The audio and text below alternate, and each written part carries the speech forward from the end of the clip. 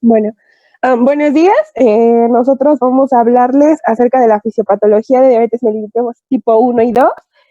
Bueno, ya leyeron los nombres. Presentan Reyes Lascano, Marcos Emiliano y su servidora Ariana Cruz Melgarejo.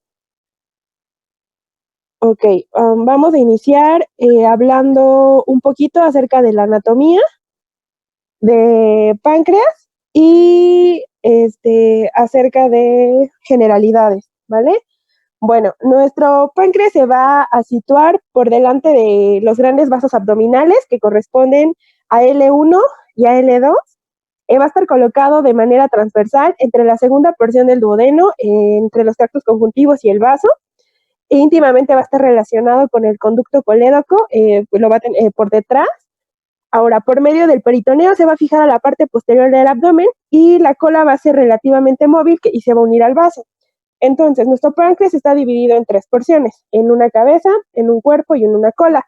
La cabeza va a estar unida al cuerpo a través del istmo y bueno, continuamos. De manera externa, se puede decir que nuestro páncreas va a ser alargado de manera transversal, es aplanado y es un tanto más voluminoso en la extremidad derecha a comparación de la izquierda. La coloración se dice que es de color rosa pálido, que pesa aproximadamente entre 65 y 70 gramos, tiene una longitud de 15 centímetros, una altura aproximada de 7 centímetros y un espesor que va de 2 a los 3 centímetros. Ahora, a diferencia de hígado, nuestro páncreas es una glándula que va a tener funciones endocrinas y exocrinas. Hablando de las funciones endocrinas, vamos a encontrar 5 tipos celulares que van a predominar por acá. Tenemos las células alfa, que se encuentran en una proporción del 25%, que van a secretar glucagón y proglucagón. Tenemos las células beta, que se encuentran en una proporción del 55%, que se van a encargar de secretar insulina, péptido C, proinsulina, el IAPP y GABA. Las células delta, que van a estar en aproximadamente un 10%, se van a encargar de la secreción de somatostatina 14. Tenemos las células, perdón. Epsilon. Sí, perdón, se trabó mi cosa. Ok, epsilon, que se van a encargar de secretar grelina, y las células PP, que van a ser en un 5% el polipéptido pancreático. De la parte endocrina es rescatable, pues estas células se van a encontrar en los islotes de Langerhans, que van a abarcar aproximadamente del 1 al 1.5% de la masa total y representan de 1 a 2 gramos en adultos. Ahora, si hablamos de la parte exocrina, saben que en general son sintetizar y excretar enzimas que se van a ir hacia duodeno y que son indispensables pues para la digestión en el intestino. Siguiente, por favor.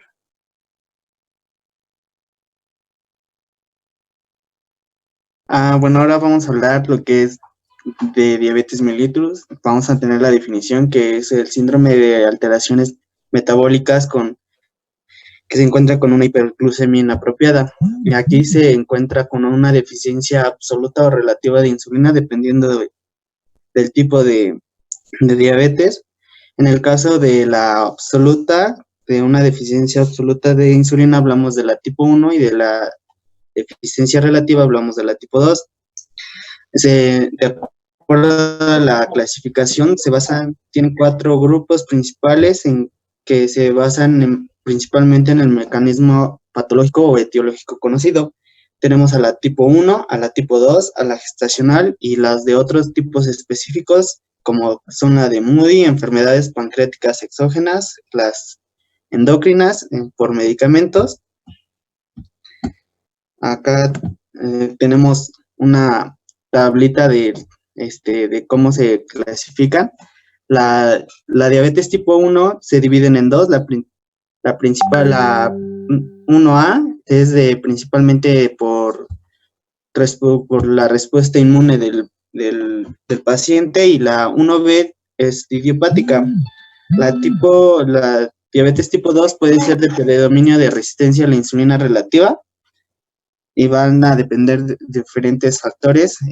Luego están los otros tipos específicos, como son la MUDI, el DNA mitocondrial, hay la diabetes neonatal, que puede ser transitoria o permanente, de acuerdo a enfermedades del páncreas exócrino, como pancreatitis, traumatismos, neoplasias, fibrosis quística.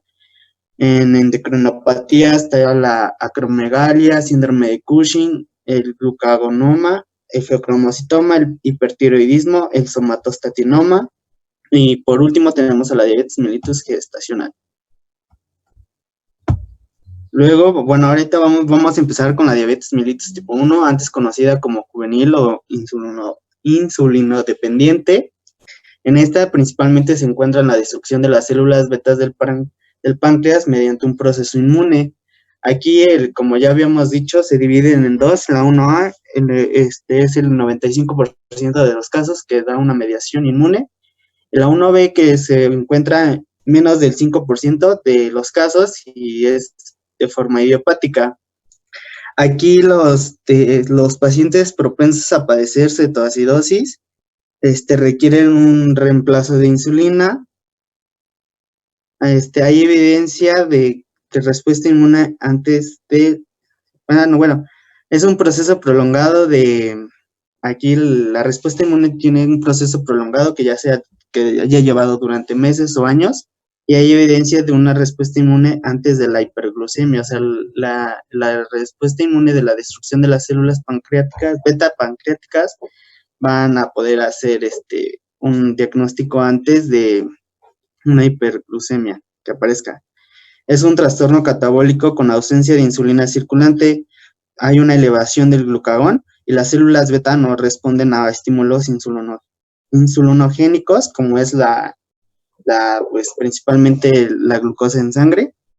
Los tejidos blancos, como son el hígado, el músculo y el tejido adiposo, dejan de captar lo que son los nutrientes absorbidos de manera adecuada y siguen suministrando glucosa, aminoácidos y ácidos grasos a torrente sanguíneo a partir de sus depósitos de almacenamiento. Y hay una alteración del metabolismo de las grasas que conduce a una producción y acumulación de cetonas. En esta, solamente en la diabetes mellitus tipo 1, se ve principalmente la cetoacidosis diabética.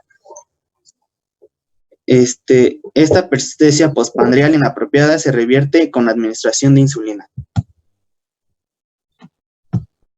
Y se da principalmente en niños, se encuentran en la edad escolar, a menudo se encuentran en la adolescencia y muy rara vez se encuentran en adultos, y cuando se encuentran en adultos tiene un término llamado LADA, que es diabetes autoinmune latente del adulto. De acuerdo a la epidemiología, principalmente en Escandinavia y en el norte de Europa son un mayor número de casos. La incidencia anual son de 40 casos por cada 100,000 jóvenes menores de 14 años en Finlandia, de 31 en Suecia, de 22 en Noruega, 27 en Escocia y 20 en Inglaterra. En el caso de Grecia disminuye hasta 11 casos y de Francia son 9 casos. En Estados Unidos son 16 casos por cada 100,000. Y en lo que es China y partes de Sudamérica, un caso por cada 100,000. De acuerdo a un grupo de estudio de la Eurodiap, dice que incrementó entre el 0.6 a 93% anual a la incidencia de jóvenes de menores de 14 años. Ahora vamos a hablar de la fisiopatología de la diabetes tipo 1. Como ya lo mencioné, se presenta antes de la edad escolar, alrededor de la pubertad, a menudo de la edad adulta. Aquí principalmente la de la edad adulta, como ya lo dije, se conoce como la diabetes autoinmune latente del adulto, o mejor conocido como LADA, se le asigna ese término. Tiene un inicio más impreciso y conduce a diagnósticos errados. Estos individuos tienen como que la suficiente función de las células beta para evitar cetoacidosis, pero hay una disminución de las células beta. Luego es importante que como está mediada por un proceso inmune, hay anticuerpos circulantes frente a las proteínas de las células beta. Estas tenemos a los anticuerpos anti-islotes, que son los ICA, los anticuerpos antiinsulínicos, que son los IAA, los anticuerpos que van contra la descarboxilasa del ácido glutamínico, los GAT, los que van contra la tirosina fosfatasa IADA, la que es la ICAS 512, y contra el transportador de zinc 8. Son anticuerpos autorreactivos que se pueden detectar antes de la hiperglucemia. Aquí evidencian el proceso inmune prolongado y disminuyen con el tratamiento de insulina, principalmente los de anticuerpos antiinsulínicos. Aquí también estos nos ayudan como diagnóstico para antes de que se presente la hiperglucemia, y principalmente utilizamos lo que es la GAT65, que es la descarboxilasa del ácido glutámico, y se encuentra con una sensibilidad del 70 al 90% y una especificidad del 99%. Después, el sistema inmune celular destruye células beta mediante la infiltración de los linfocitos T, ya sean helper o citotóxicos, en los islotes pancreáticos. Aquí da un proceso denominado insulinitis, y por lo regular el timo elimina los linfocitos autorreactivos durante el desarrollo. Como resultado, el sistema inmune para que sea tolerante ante estos autoantígenos. Los linfocitos T reguladores evitan ataques adicionales en contra de tejido sano mediante la reconversión de cualesquiera de los linfocitos, ya sea auxiliares o citotóxicos, que pudo haber escapado del timo, y revertirlos. Ahora vamos con de acuerdo al HLA, la diabetes, bueno, aquí es más para la diabetes tipo 1B, que es la idiopática, que carece de evidencia sérica de autoinmunidad, tiene haplotipos HLA de alto riesgo que representan una destrucción de las células beta por medio de linfocitos T en ausencia de autoanticuerpos.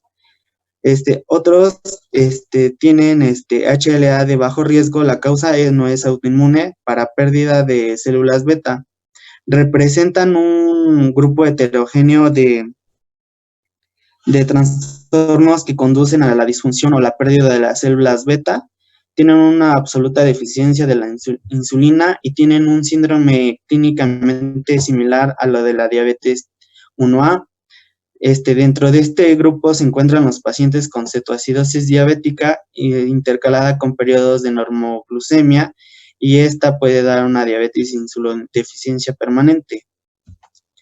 Ahora vamos a pasar a lo que es a la diabetes autoinmune y su relación que tiene con el síndrome de la persona rígida. Recordamos que las células beta producen lo que es el GAT65, que era el anticuerpo contra la descarboxilasa del ácido glutamínico 65, y que funciona como una enzima que cataliza la síntesis de GABA a partir de glutamato. GAT65 y su isoforma GAT67 se encuentran en neuronas inhibitorias que secretan GABA dentro del sistema nervioso. Algunos pacientes presentan este síndrome provocado por el agotamiento de GABA en el sistema nervioso central, y se caracteriza por una rigidez progresiva y espasmos musculares fluctuantes. No todos los pacientes que tienen diabetes tipo 1 llegan a desarrollar este síndrome, sino que solamente mediante los estudios, cuando tienen un elevado, tienen muy elevados los GAT65, son los que llegan a desarrollar realmente el síndrome de la persona rígida. No todos los casos de diabetes tipo 1 llegan a desarrollarlo. Ahora, de acuerdo a la genética de la diabetes tipo 1, los familiares tienen un mayor riesgo de padecer esta enfermedad. Los hijos de una madre con diabetes tipo 1 tienen el 3% de riesgo de padecerla. los hijos de padres afectados tienen hasta un 6% de riesgo de padecer la enfermedad. En el caso de los hermanos, depende mucho del número de los alotipos que compartan. Si comparten uno, llegan a tener hasta el 6% de riesgo, y si comparten dos, entre el 12 al 25% de riesgo. En el caso de los gemelos monocigotos, es entre el 25 al 50% de que lleguen a desarrollar la enfermedad. Los genes en el locus del complejo mayor de histocompatibilidad en el brazo corto del cromosoma 6 explican al menos la mitad de la agregación familiar de la diabetes 1. Dentro del locus se encuentra un número de genes implicados en la función y regulación de respuesta inmune. Acá los más importantes van a ser lo que viene siendo las del HLA clase 2, con sus alelos DQ y DR. Las moléculas presentadoras de antígenos, que son los linfocitos B, los macrófagos y las células dendríticas, utilizan las moléculas clase 2 sobre sus superficies para presentar antígenos peptídicos a los linfocitos T a través de los receptores de estas células T. Estos llevan a la destrucción de las células beta. Los DR3 y DR4 son factores de susceptibilidad. El 95% de los casos de diabetes tipo 1, ya sea que tengan DR3 o DR4 o tengan ambos. O sea, y los que tienen un alto riesgo se encuentran en un desequilibrio de ligamiento con los genes DQ, y por sí solos los DQ confieren un riesgo elevado, en especial DQA1, 0501, DQB1, 0201, que estos están principalmente unidos a DR3, y DQA1, 301 y DQB 302 unidos a DR4. Los alelos de Q tienen relación con una protección dominante con conexión de la HLA-DR2, y es el más protector es el DQA102 y el DQB1 602. También en otros estudios se han identificado que tienen una conexión genética muy independiente al cromosoma 11, pero estos estudios no tienen como una certeza que tengan que esté muy relacionada con la diabetes tipo 1. Y en estos estudios, locus polimorfo del DNA que flanquea es la región prima del gen de la insulina en el cromosoma 11, que revela una pequeña conexión. O sea, son más los casos por la HLA de la clase 2 y con sus alelos de Q y DR.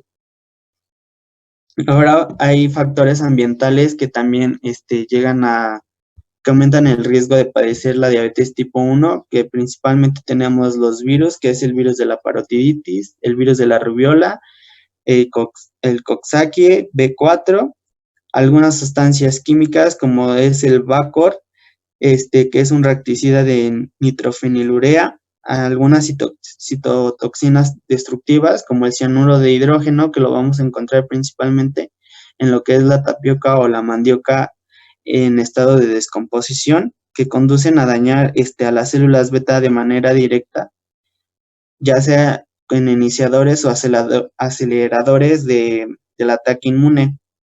También hablaba mucho que del proceso de la modernización y mejoramiento de la salud pública ha aumentado el riesgo de la diabetes tipo 1.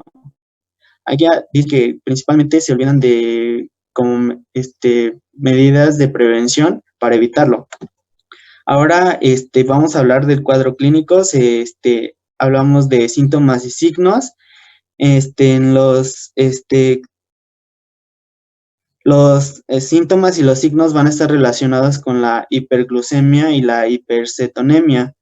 La gravedad de la deficiencia de la insulina y la agudeza con la que se desarrolla el estado catabólico determina la intensidad del exceso osmótico y cetósico. Principalmente los síntomas, vamos a tener un aumento de la emisión de a consecuencia de la diuresis osmótica secundaria a la hiperglucemia sostenida. Va a haber una pérdida de glucosa, va a haber pérdida de agua y pérdida de electrolitos, principalmente de potasio y de sodio. Va a haber una eneuresis nocturna, debido a la poliuria. La sed es consecuencia a lo mismo a la pérdida de agua y del estado hiperosmolar. Va a haber una visión borrosa debido a que en el cristalino y la retina están expuestos a líquidos hiperosmolares. Hay una pérdida de peso debido a que hay un agotamiento de reservas de agua, de glucógeno y de triglicéridos. Hay una hipovolemia, la cual va a producir mareo y debilidad por hipotensión postural al estar sentado o de pie. Hay una pérdida corporal total de potasio. Hay un catabolismo de proteínas musculares que contribuyen a la que progrese y causen una neurotoxicidad, en este caso en las parestesias. La cetoacidosis se exacerba la deshidratación e hiperosmolaridad al producir anorexia, náuseas y vómitos.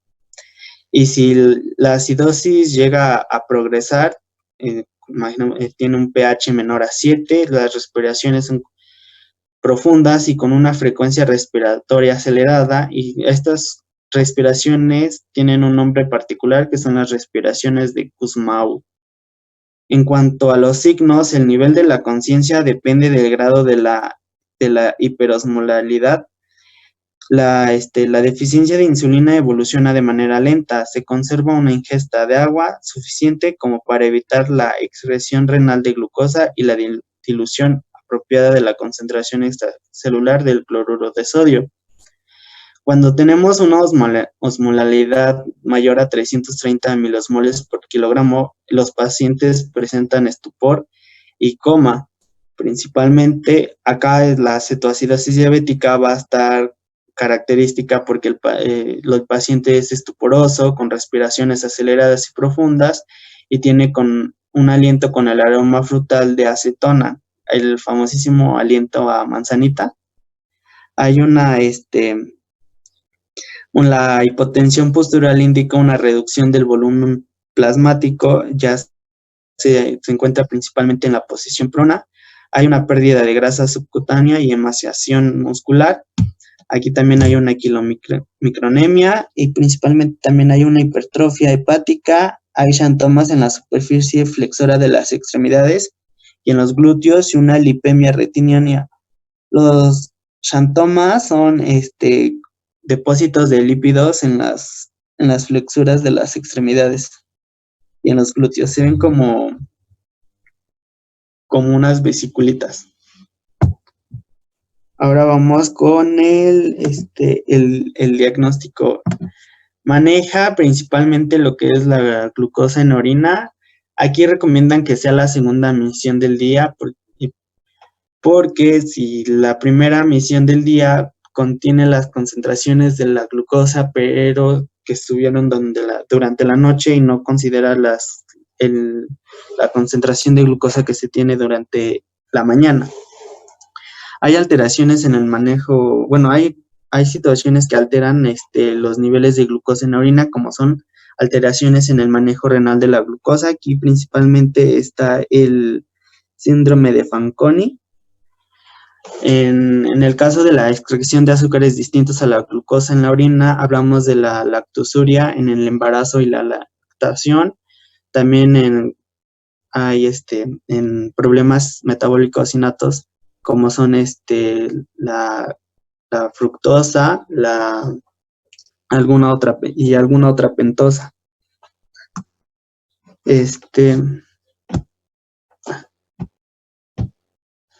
También está el examen de la microalbuminuria y la proteinuria, y aquí son principalmente la albúmina urinaria se detecta en microgramos por medio de métodos de cromatografía líquida de alto rendimiento o de inmunoensayo.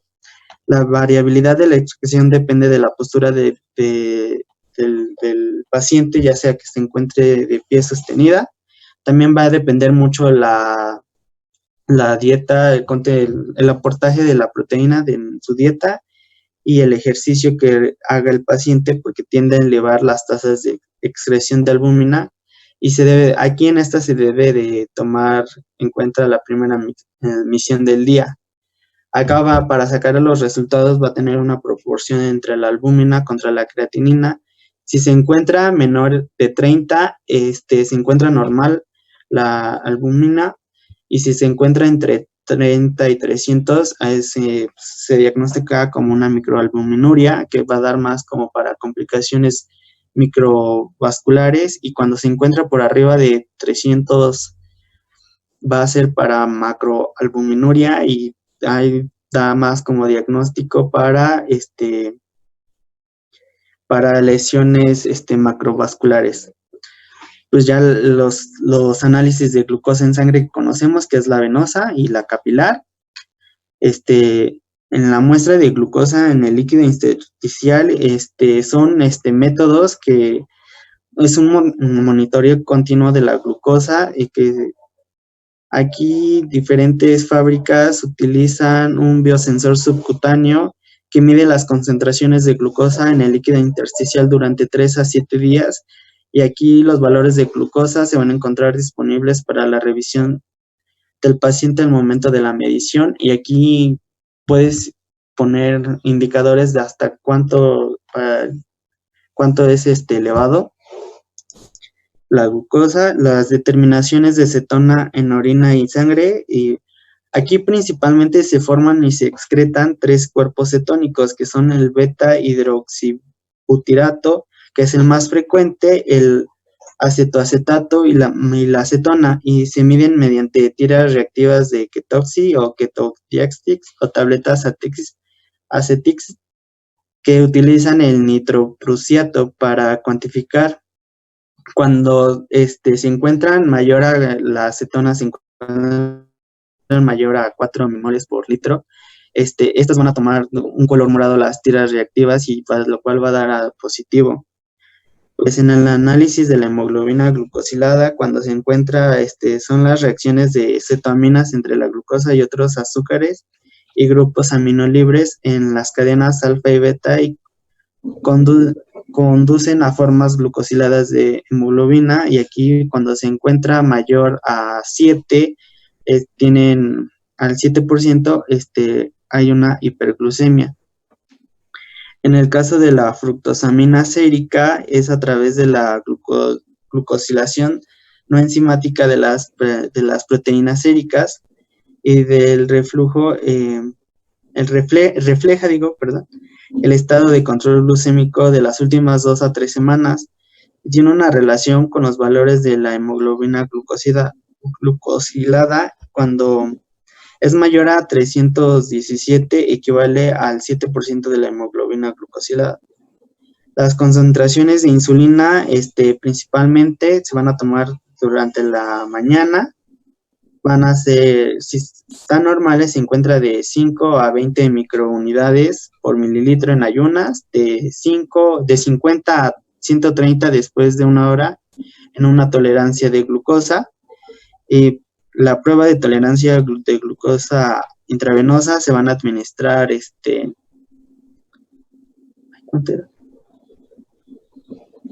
bueno, más adelante se hace una habla. Y de las lipoproteínas, en la diabetes, igual va a depender de la concentración y de la acción de la insulina. Va a haber se va a ver una hipoglucemia que se va a asociar a la elevación del colesterol, principalmente de la LDL y lo de los triglicéridos. Acá hay unos criterios diagnósticos de la diabetes que pues son más utilizados para la diabetes tipo 2, y la relación que tiene el porcentaje de la hemoglobina glucosilada con los valores de la glucosa en sangre capilar. Lo ideal es que los valores de la hemoglobina glucosilada se encuentren por debajo de 5. Ahora vamos a hablar de los criterios diagnósticos. Estos son criterios de la OMS de 1999. Estos son los que se encuentran en la GPC para diabetes tipo 1.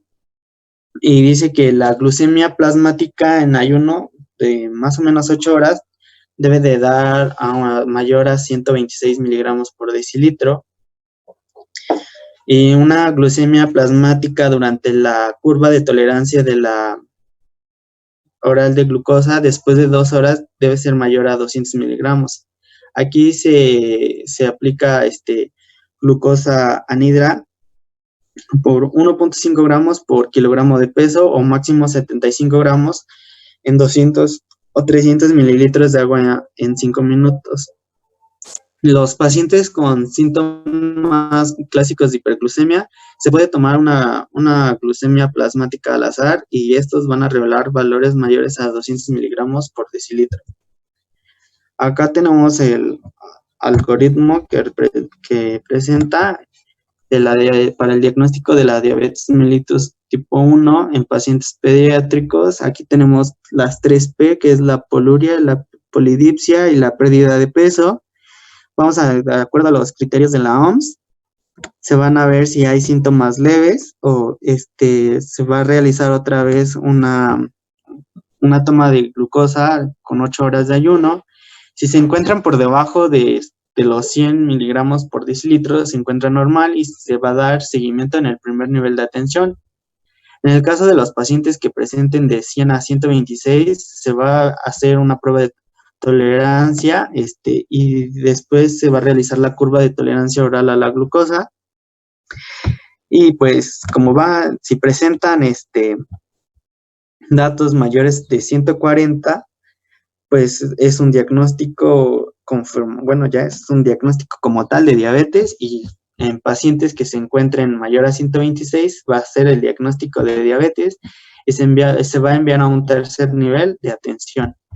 En el caso de pacientes obesos de raza negra o asiática o que tengan historia familiar de diabetes mellitus tipo 2, presenten acantosis nigricans o tengan síndrome de ovario poliquístico, no debe de considerarse diagnóstico de diabetes mellitus tipo 1. Solamente se realiza el diagnóstico si existe duda, se realizan los marcadores inmunológicos, que son los anticuerpos contra los islotes y los anticuerpos contra el ácido glutámico. Si resultan positivos, ya es confirmatorio para diabetes tipo 1, pero si resultan negativos, debemos de considerar lo que viene siendo diabetes tipo 2.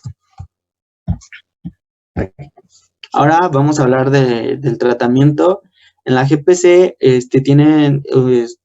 la terapia insulínica tiene sus objetivos, que principalmente es proporcionar suficiente insulina para cubrir las necesidades basales.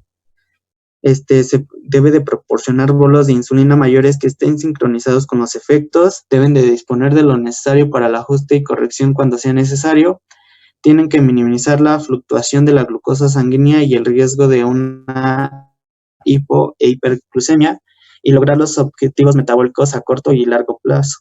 Aquí se recomienda que se inyecte en abdomen, nalgas o muslos, o que no se vayan a ejercitar. Principalmente se utilizan análogos de la insulina de acción rápida y de ultra rápida. Principalmente se utilizan la Lispro y el Aspartat.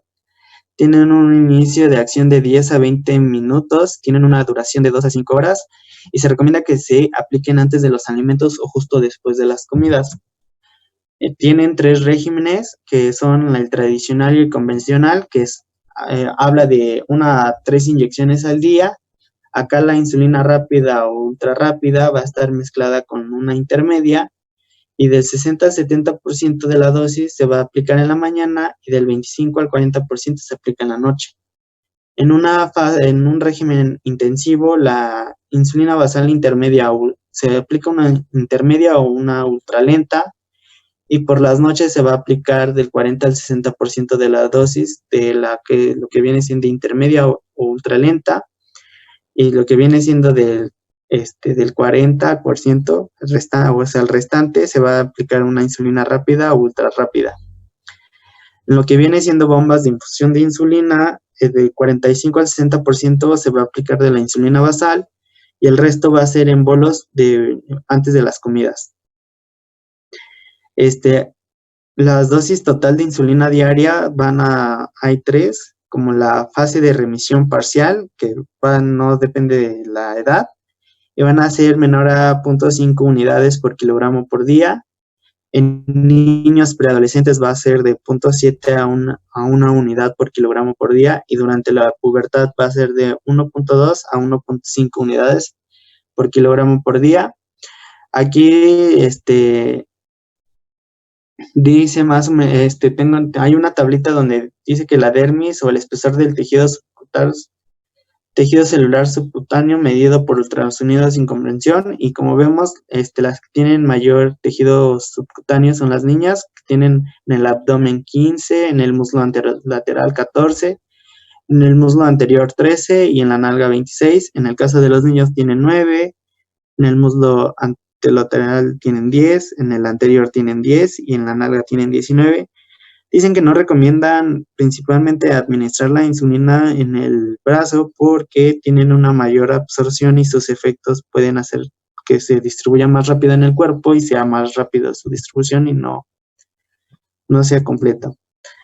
Ahora aquí este algoritmo para lo que viene siendo la hiperglucemia, cuando es mayor a 270 miligramos por decilitro, se va a preguntar si tiene una acidosis, se tiene que realizar una gasometría y se debe de determinar el pH cuando tiene. Si está menor a 7.25, está en acidosis y tiene una disminución del bicarbonato a 15 milimoles por litro, es confirmatorio de cetoacidosis, y si no, cuando no están en estos valores, se piensa en una cetosis porque el pH está por arriba de 7.3 y el bicarbonato igual se encuentra por arriba de 15 milimoles. Y aquí se debe de buscar las cetonas en orina para ver si se encuentran positivas o negativas. En el caso de los pacientes que presentan cetoacidosis, se deben hospitalizar, deben de tener una hidratación venosa de acuerdo al grado de deshidratación, debe de haber un manejo de insulina y, bueno, vamos a ver más adelante el manejo que tiene principalmente, que son 4, que es la terapia hídrica, la terapia con insulina, la terapia de bicarbonato y la terapia por potasio. Aquí en los pacientes que presentan cetosis va a ver si se encuentra bien hidratado y tolera la vía oral. Si la tolera, va a tener un manejo ambulatorio, se va a aumentar la dosis de insulina, la hidratación va a ser vía oral, va a tener una monitorización continua y va a vigilar las cetonas en orina. En el caso de que no se encuentre bien hidratado y no tolera la vía oral, vamos a proceder al manejo de la cetoacidosis diabética. Si sigue tolerando la vía oral y sin cetonas en orina, si se encuentran, vamos a dar seguimiento a las 12 horas en la consulta externa endocrinológica. Después, vamos a dar el tratamiento de la cetoacidosis. Como se dijo, principalmente son 4 puntos que se abarcan, principalmente la terapia hídrica, que es la administración de líquidos en soluciones isotónicas, como son la solución salina al 0.9% o lactato, en dosis de 10 a 20 mililitros por kilogramo durante 1 a 2 horas. Se vuelve a reevaluar al paciente y si sigue deshidratado, se vuelve a proceder a la misma administración.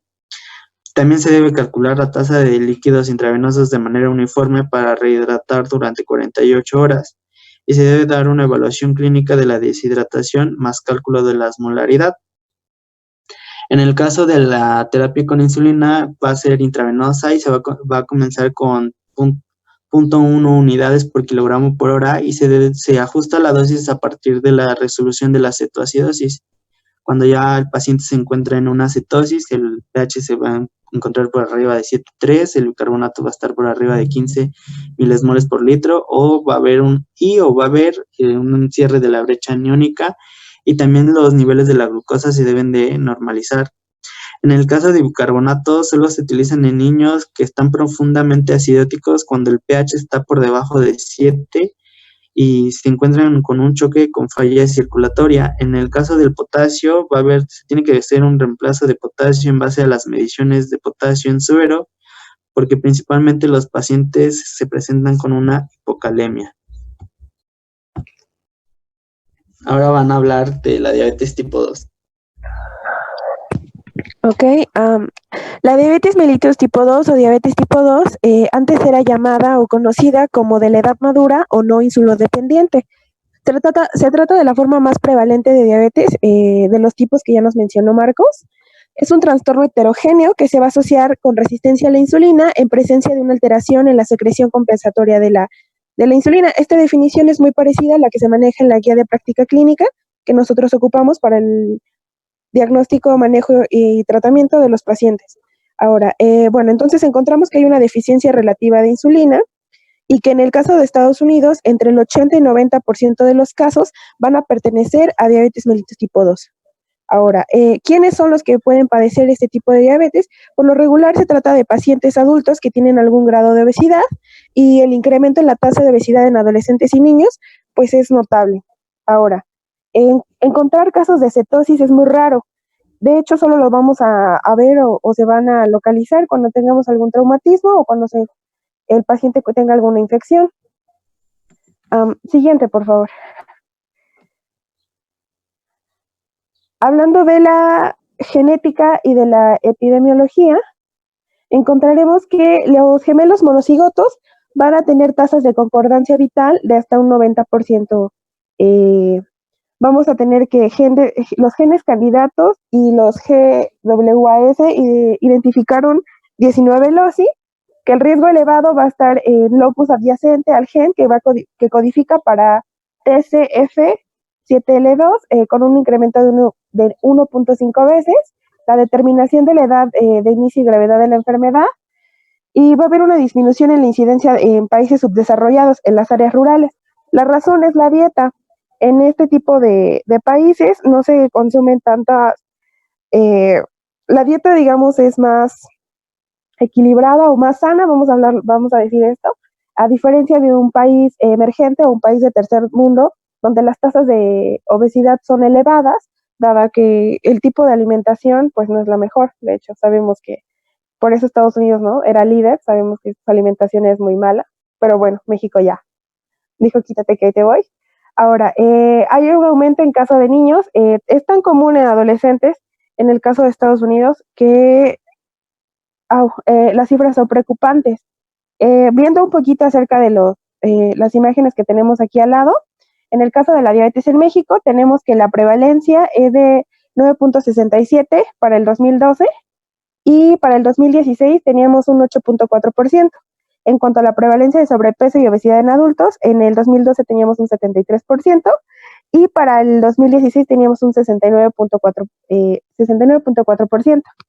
Ahora, si tomamos la incidencia de diabetes tipo 2 en España, encontramos que hay 386.003 casos nuevos por año. Y digamos que de manera rápida son 44 casos nuevos por hora. Siguiente, por favor.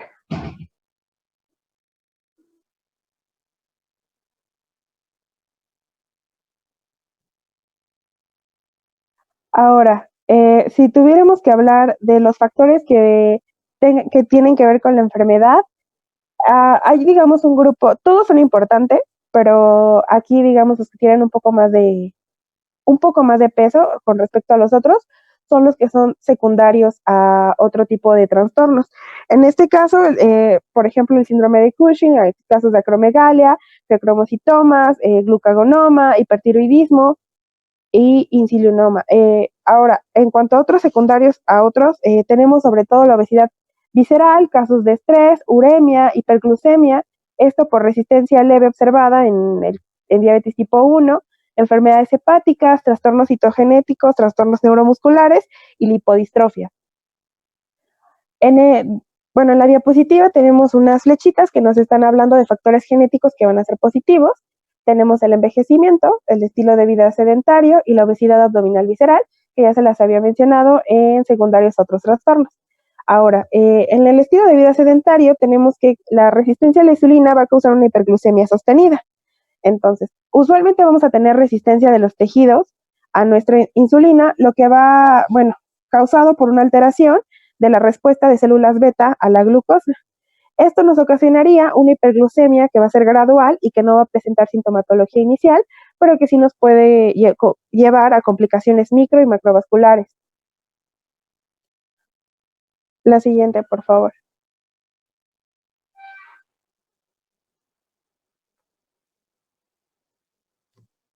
Ok, hablando un poco de la fisiopatología, son varios factores a tomar en cuenta. Comenzaríamos con la obesidad en diabetes mellitus tipo 2. La adiposidad excesiva va a ser igual a la resistencia de la insulina. Ahora, entre un 60 y 80% de norteamericanos, europeos o africanos van a contar con obesidad. En el caso de indios Pima o isleños del Pacífico, de Nauru o Samoa, el 100% de su población va a ser obesa. Ahora, si nos fuéramos un poquito más hacia Oriente, chinos y japoneses solo van a contener el 30% de su población con obesidad. Esto pues igual, por dieta, ¿sale? No todos van a presentar distribución abdominal y es muy importante tomar en cuenta la proporción índice cintura-cadera porque esto aumenta o digamos que nos va a llevar una medida acerca de qué tan obesa está una persona. Ahora, en el caso de resistencia a la insulina en la diabetes tipo 2, encontramos que hay una disminución de la respuesta de los tejidos a la insulina, ¿vale? Podemos hacer una evaluación directa o una evaluación indirecta. La directa, pues se va a hacer con la hemoglobina glucosilada o la indirecta, que es con la glucosa capilar. Ahora, aunque nuestro tejido adiposo va a eliminar una pequeña fracción de glucosa, pues digamos que siempre va a haber anormalidades de los receptores insulínicos. Es decir, esto se va a dar por concentración o por afinidad. La obesidad, el aumento en la ingesta de carbohidratos y la sobreinsulinización exógena son factores que van a contribuir a la resistencia a nuestra insulina en este tipo de diabetes. La siguiente.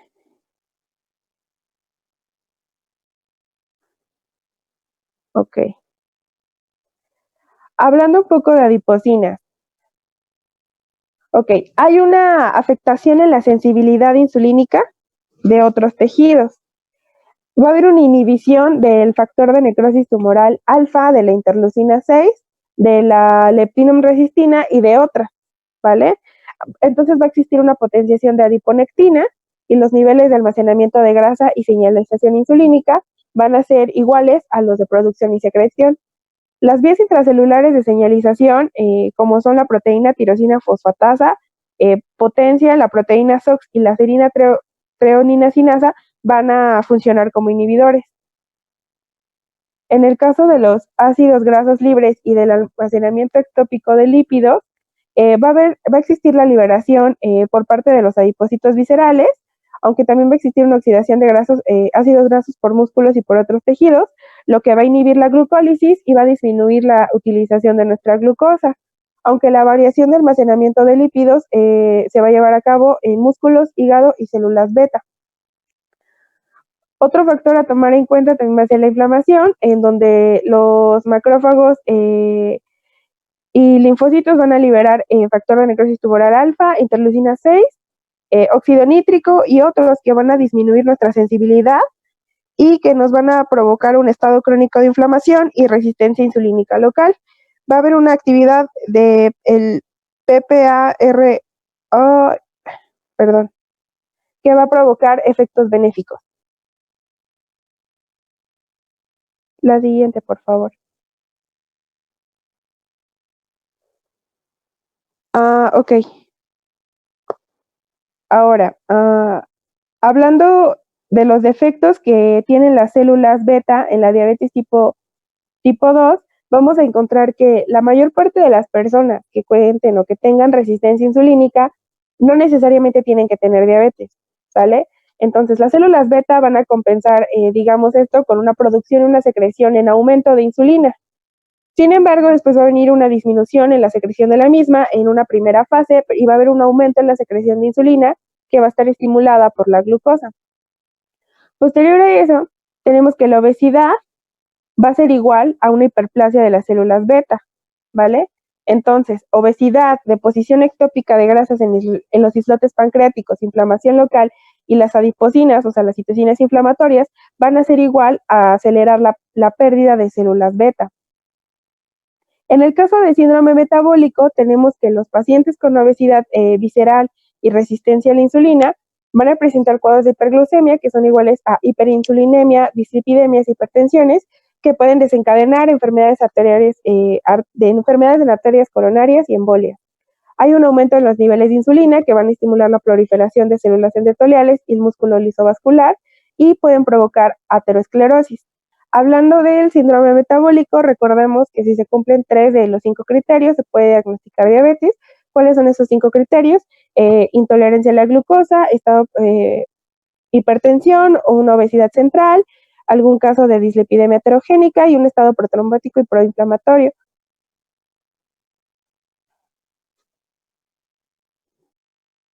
Ok, el cuadro clínico. El cuadro clínico de nuestra diabetes tipo 2, bueno, se divide en signos y síntomas. En los síntomas vamos a encontrar que nuestro paciente va a estar asintomático cuando inicia la enfermedad. Puede presentar infecciones cutáneas crónicas, algún tipo de prurito generalizado, en el caso de las mujeres, candidiasis vaginal, en el caso de los hombres, erupción plúrica en el prepucio. Son pacientes que tienen poliuria, tienen sed, visión borrosa, sufren de parestesias o se sienten muy fatigados. En cuanto a los signos, encontramos que son pacientes que presentan glucosuria, algún tipo de hiperglucemia en los análisis clínicos de rutina. Nosotros los vamos a encontrar hiperglucémicos, por lo regular son obesos o tienen algún tipo de tienen sobrepeso, perdón. La distribución centrípeta de la grasa va a ser de forma androide. Van a cumplir los requisitos del síndrome metabólico, recordemos 3 de 5, van a presentar acantosis nigricans, sobre todo en muslos y cuello. Vamos a tener casos de hipertensión, xantomas eruptivos en la superficie flexora de las extremidades y nalgas, que ya les había explicado Marcos que era un xantoma, y una lipidemia retiniana causada por una hiperkilomicronemia. La siguiente, por favor. Ok. Para diagnosticar diabetes mellitus tipo 2, se comienza con un cuestionario FINRISK, que es, digamos, un tamizaje de detección, en donde si encontramos un puntaje mayor a 9 y una glucosa en ayuno mayor a 100 miligramos sobre decilitro, más una determinación de hemoglobina glucosilada, donde existe un valor mayor a 6.5, pues puede confirmar el diagnóstico. Digamos que si da positivo alguna prueba de tamizaje, la glucemia plasmática en ayunas se encuentra entre 100 y 125, pues se predicen complicaciones micro y macrovasculares. Ahora, también se realiza la prueba o la curva de tolerancia a la glucosa, en donde se cargan 75 gramos de la misma, se hace la toma a 2 horas posteriores y se encuentra un valor mayor a 200 miligramos sobre decilitro que confirma el diagnóstico. Ahora, en la parte de arriba tenemos un cuadro que son los criterios para el diagnóstico de diabetes según la ADA, y encontramos que la glucosa plasmática en ayunos mayor o igual a 126 miligramos sobre decilitro o de 7 miliosmoles por litro nos puede ayudar con el diagnóstico. Se define ayuno como no haber tenido ingesta calórica en las últimas 8 horas. Ahora, si la glucosa plasmática a las 2 horas es mayor o igual a 200 miligramos sobre decilitro o 11.1 miliosmoles sobre litro, pues puede ayudarnos también en el diagnóstico. Ahora, la prueba debe ser realizada, como ya se les mencionó abajo, con una carga de 75 gramos de glucosa que era disuelta en agua. La hemoglobina glucosilada tiene que tener un porcentaje mayor o igual a 6.5 o 48 miliosmoles sobre mol. Dice que esta prueba debe realizarse en laboratorios que estén certificados de acuerdo con los estándares y pues pacientes que tengan síntomas clásicos de hiperglicemia o alguna crisis hiperglucémica y que tengan a los que se les encuentre una glucosa al azar mayor o igual a 200 miligramos sobre decilitro.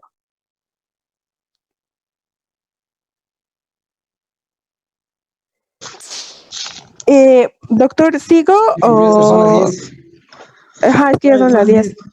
Sí, tienen clase. Bueno, mañana es jueves, ¿vale? Mañana terminamos la clase. El examen lo vamos a hacer el martes 9 de la noche. ¿El martes?